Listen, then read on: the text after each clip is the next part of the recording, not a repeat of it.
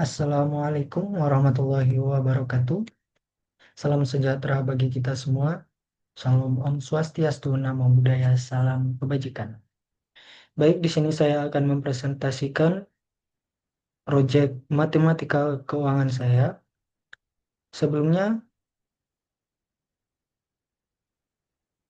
sebelumnya izinkan saya memperkenalkan diri terlebih dahulu. Perkenalkan, nama saya Ahmad Fadli dengan NIM 08011282429045. Jurusan Matematika dengan mata kuliah Matematika Keuangan dengan dosen pengampu Ibu Dr.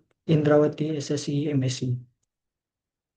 Di sini saya akan mempresentasikan jurnal yang saya dapat dari sumber yaitu dengan judul Developing Financial Intelligence with Financial Mathematics, atau dalam bahasa Indonesianya mengembangkan kecerdasan finansial dengan matematika keuangan. Yang pertama yang terdapat di dalam jurnal tersebut yaitu abstrak. Jadi di sini kecerdasan finansial adalah kemampuan seseorang untuk memahami, mengelola, dan mengoptimalkan pengelolaan keuangan pribadi. Matematika keuangan menjadi alat penting dalam mengembangkan kecerdasan finansial. Penelitian ini menggunakan metode studi literatur, yaitu metode yang melibatkan pencarian dan pengumpulan informasi dari sumber-sumber literatur terkait. Melalui matematika keuangan, seseorang dapat menghitung nilai masa depan suatu investasi, memperkirakan tingkat pengembalian investasi, menghitung pembayaran anuitas, memahami konsep nilai waktu uang, dan menganalisis risiko investasi. Penerapan matematika keuangan dalam kecerdasan finansial memberikan keuntungan dalam pengambilan keputusan keuangan yang lebih baik serta pengelolaan keuangan yang efektif.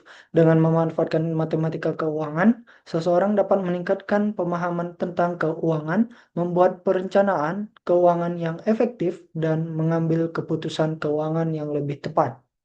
Oke, selanjutnya kita masuk ke pendahuluan.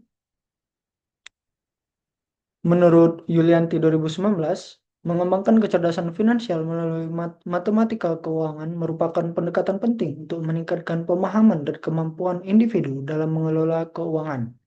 Selanjutnya, menurut Darman 2021, matematika keuangan melibatkan penggunaan konsep-konsep matematika untuk menganalisis, memahami, dan membuat keputusan yang berkaitan dengan aspek keuangan seperti investasi, pinjaman, risiko, dan perencanaan keuangan jangka panjang.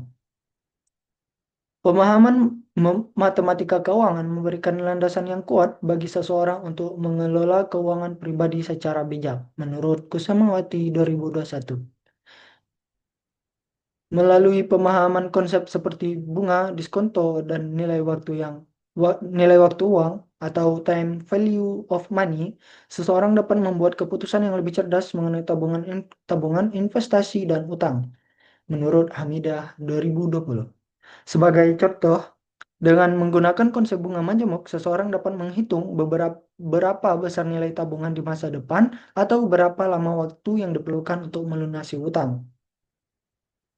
Selanjutnya, matematika keuangan juga membantu dalam analisis investasi. Dengan memanfaatkan konsep tingkat pengembalian atau rate of return, risiko, dan diversifikasi portofolio, individu dapat mengambil keputusan investasi yang lebih tepat. Misalnya melalui perhitungan seperti net present value atau NPV atau internal rate of return atau IRR. Seseorang dapat mengevaluasi apakah suatu investasi layak dijalankan. Matematika keuangan juga membantu dalam perencanaan keuangan jangka panjang, seperti persiapan masa pensiun. Ketika menghitung jumlah tabungan yang dibutuhkan untuk mencapai tujuan pensiun, seseorang dapat menggunakan rumus matematika keuangan seperti anuitas atau nilai masa depan, menurut Banerjee 2015. Hal ini membantu seseorang merencanakan keuangan dengan mempertimbangkan inflasi, tingkat pengembalian, serta perkiraan biaya hidup di masa depan. Selain itu, menurut Rahmawati dan Ardiansari, matematika keuangan membantu individu memahami dan mengelola risiko keuangan. Menurut Dindin dan Lidinilah 2022, dengan menggunakan konsep distribusi probabilitas dan manajemen risiko, portofolio, seseorang dapat mengidentifikasi risiko potensial dan mengambil langkah yang tepat untuk meminimalkan dampaknya. Contohnya dengan memahami konsep diversifikasi, individu dapat membagi investasinya pada berbagai jenis aset untuk mengurangi risiko konsentrasi. Selanjutnya, pengembangan kecerdasan finansial melalui matematika keuangan juga semakin relevan dalam lingkungan global yang kompleks dan dinamis, menurut Lee 2020. Dengan perubahan dunia yang cepat dan terus berkembang, kemampuan dan memahami dan menerapkan konsep matematika keuangan memberikan keunggulan dalam mengambil keputusan keuangan. Di tengah banyaknya produk dan instrumen keuangan yang kompleks, pemahaman matematika keuangan menjadi kunci untuk menjaga stabilitas dan mengoptimalkan kinerja keuangan. Selanjutnya, material dan metode. Metode yang digunakan dalam penelitian ini adalah studi literatur. Metode ini melibatkan pencarian dan pengumpulan informasi dari sumber-sumber literatur yang relevan. Peneliti dapat membaca buku, jurnal, artikel, dan sumber lain yang berkaitan dengan pengembangan kecerdasan finansial dan penerapan matematika keuangan. Dengan mempelajari hasil penelitian sebelumnya dan teori-teori yang relevan, peneliti dapat mengidentifikasi konsep-konsep matematika keuangan yang sesuai dan mengembangkannya dalam konteks kecerdasan finansial. Sekarang kita masuk ke hasil dan pembahasan.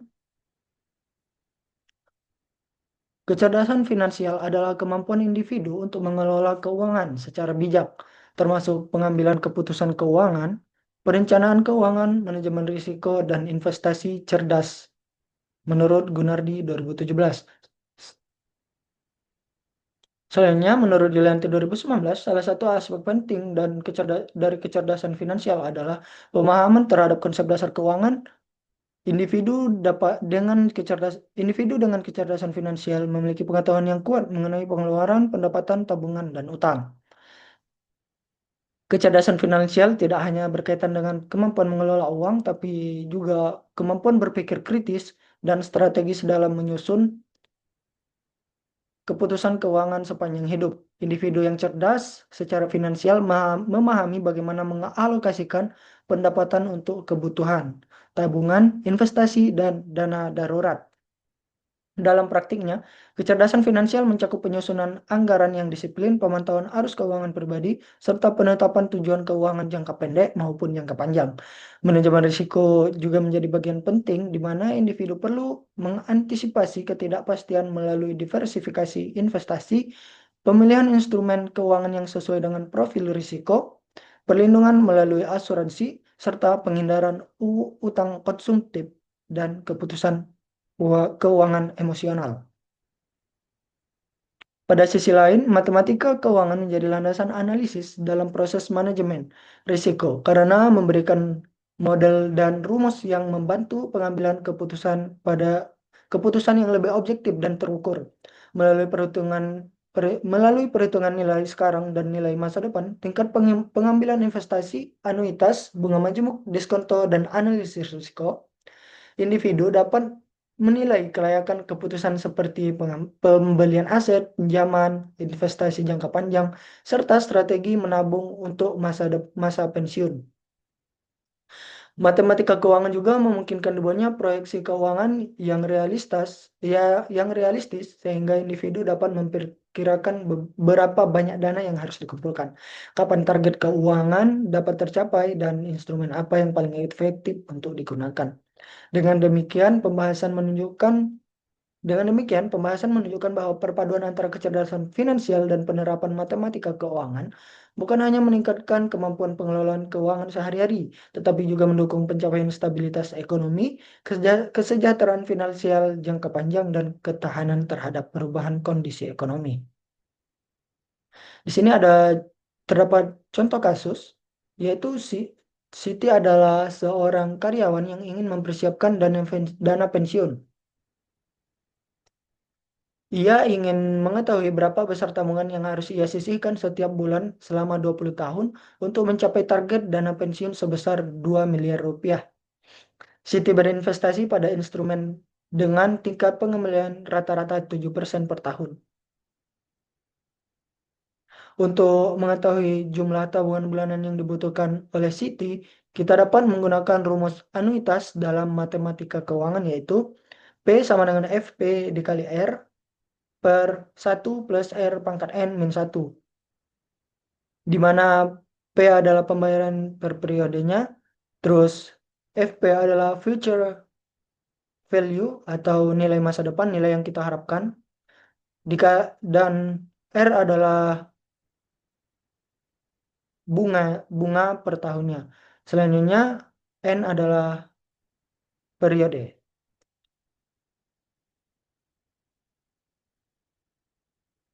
Oke. Selanjutnya kita substitusikan nilai yang ada ke rumus dan kita mendapatkan nilai 84.040.000 rupiah. Jadi berdasarkan perhitungan yang telah kita lakukan, Siti perlu menabung kurang lebih 84.040.000 rupiah per bulan selama 20 tahun. Dengan tingkat pengembalian 7% 7% per tahun untuk mencapai dana pensiun 2 miliar rupiah. Kasus ini menunjukkan bagaimana kecerdasan finansial dapat diterapkan menggunakan matematika keuangan untuk merencanakan dana pensiun dengan baik.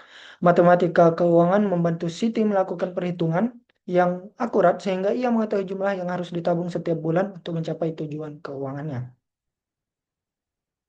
Nah, sekarang kita masuk bagian yang terakhir yaitu kesimpulan. Dalam mengembangkan kecerdasan finansial, penggunaan matematika keuangan memiliki peran yang sangat penting. Matematika keuangan menyediakan alat dan konsep yang diperlukan untuk menghitung, menganalisis, dan memodelkan aspek keuangan secara akurat. Dengan memanfaatkan matematika keuangan, individu dapat meningkatkan pemahaman tentang keuangan, menyusun perencanaan keuangan yang efektif, dan membuat keputusan keuangan yang lebih baik. Melalui matematika keuangan, seseorang dapat menghitung nilai masa depan investasi, memperkirakan tingkat keuntungan, menghitung pembayaran anuitas, memahami konsep nilai waktu uang atau time money value, dan menganalisis risiko investasi. Selain itu, matematika keuangan membantu dalam perencanaan jangka panjang seperti pensiun, perhitungan tabungan bulanan, atau keputusan mengenai pinjaman. Dengan memahami dan menerapkan konsep matematika keuangan, seseorang dapat mengoptimalkan keputusan keuangannya, mengelola risiko dengan lebih baik, dan merencanakan keuangan secara efektif. Mungkin itu saja yang dapat saya sampaikan pada presentasi proyek matematika keuangan kali ini. Lebih dan kurangnya saya mohon maaf. Kepada Tuhan saya mohon ampun. Saya akhiri. Wassalamualaikum warahmatullahi wabarakatuh.